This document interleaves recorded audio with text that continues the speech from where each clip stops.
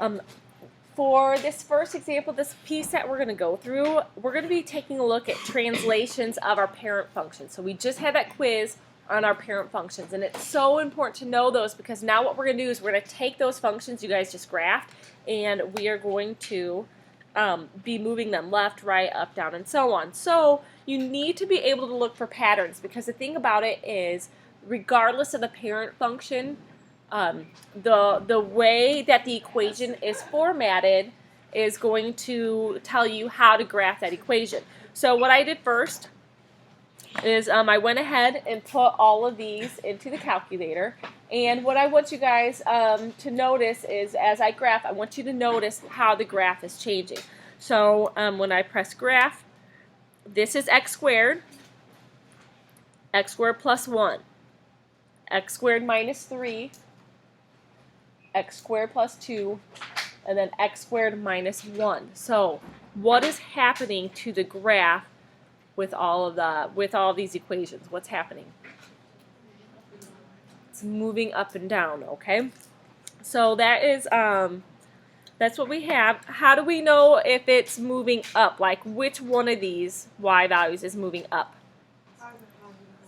Yeah, so y2 is moving up and y4, so when we're adding these values. So if, what I want you also to notice is we have y here, but this is my function. My function is x squared. That's my parent function, right? So if this is x squared, then x squared plus 1 is really my function, my parent function, plus 1. This is really my parent function minus 3, my parent function plus 2, my parent function minus 1. So even though this is x squared, you could have had 1 over x plus 1, 1 over x minus 3, 1 over x plus 2. And what's going to happen is it's going to give you the same movement, okay? So if we have our function plus some number k, and we're going to assume here that k is positive, so we're adding some k, what kind of shift is that going to be, vertical or horizontal? So it's a vertical shift, and if we're going plus k, is that going to go left, right, up, or down? Up. And then if we have our function minus some value, it's going to go down, and that is a vertical shift still. Okay. Any questions about vertical shifts?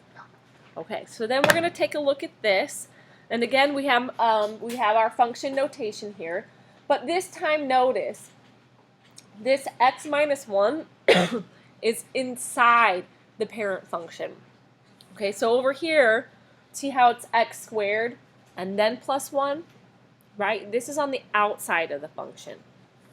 This is being the input of the function. So we're inputting that x minus 1 into the absolute value of x, right? So if we look at the graphs here,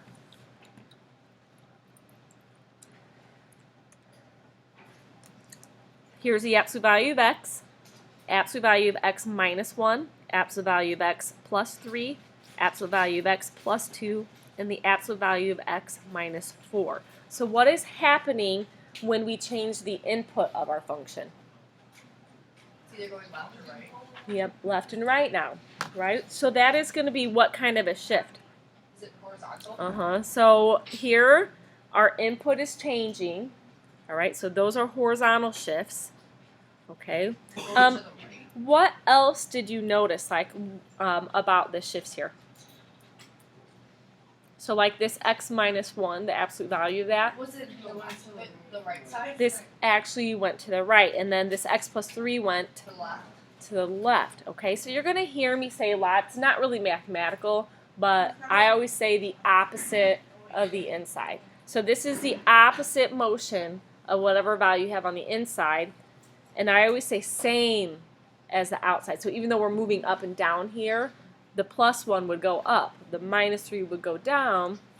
Here, if we have plus h, we're going to be going Left. to the left, and when you have minus h, we're going Right. to the right. Okay, so so we have this box here, kind of puts everything we just talked about, and it includes these point values. It's saying if we have a function and we are adding or subtracting some value of k, All right, that function is moving up and down. So for every point, it's the y value that you are changing. That's what's causing it to move up and down. And then if you have some function and you're inputting x plus h, all right, then we need to do the opposite of that h value to the x. So if this is plus, this is x minus h. If I had x minus h, I would do x plus h, and the y value is not changing there. Okay, so those are your two shifts. But let's take a look at the graphs a little bit here. So we have our first function f of x here, and what is the parent function? X cubed, all right? So this is x cubed that we're really looking at. And what are we doing to x cubed? So this x minus 4, is that on the inside? Is that the input or the output? This is the inside. This is our input. And anytime you have that, what does that tell you about your shift? Good, yeah. So this is going to be right 4. And then what is this doing? Up 2. Okay, right 4, up 2. Okay, so we're just going to draw a sketch. I'm going to go right 4, 1, 2, 3, 4, up 2. Okay, this is where those parent functions are going to come in. This is like my new center. I'm taking my whole x cubed graph and I'm moving it right 4 and up 2. And what's convenient is that I know what my parent function x cubed looks like. I know I'm going right 1, up 1, left 1, down 1, and I also know that it looks like kind of a lazy river here. Okay, done. You have to know those parent functions.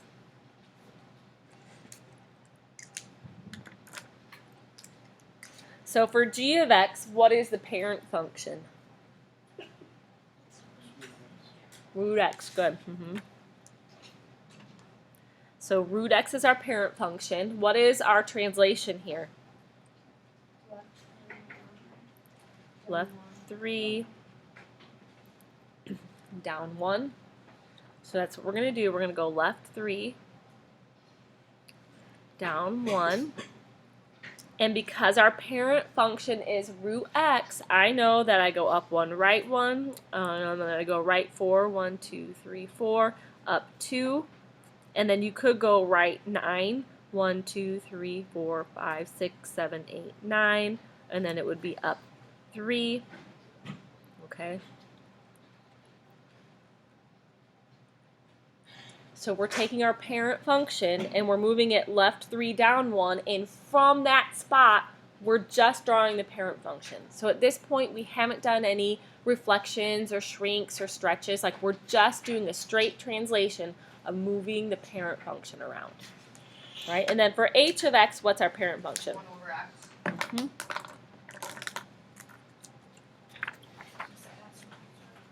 So 1 over x is our parent function.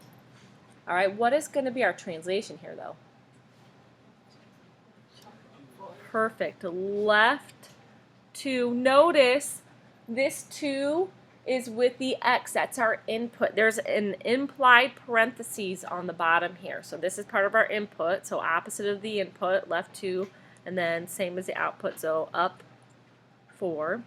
So left 2, up 4. Okay, now for 1 over x, what happens at the center? There's not a point, but there's the two asymptotes. It's the intersection of our asymptotes. Well, if I go left 2, up 4, I'm going to make this the intersection of my asymptotes then. Why? Because I'm shifting my whole graph left 2, up 4. So this would be the intersection of my asymptotes if I shifted that way. And then I know from the asymptotes, I go right 1, up 1, left 1, down 1, and then I just draw the two curves. So some of you may not have your parent functions memorized. Maybe that quiz that we just did was difficult for you. Well, that was not a good idea. You should probably go back, and if you didn't have them memorized today, trust me, you will want to have them memorized before we go to tomorrow, because it's only going to get more and more difficult. And if you don't know your parent functions, when we get to some of the more difficult material, you are going to not feel so great about what I'm saying. You will look at me and you'll be like, what are you talking about? It'll be like a foreign language, right? And I don't want that for you, so I hope you guys don't want that for yourself. So go back, make sure you have those memorized if you don't already.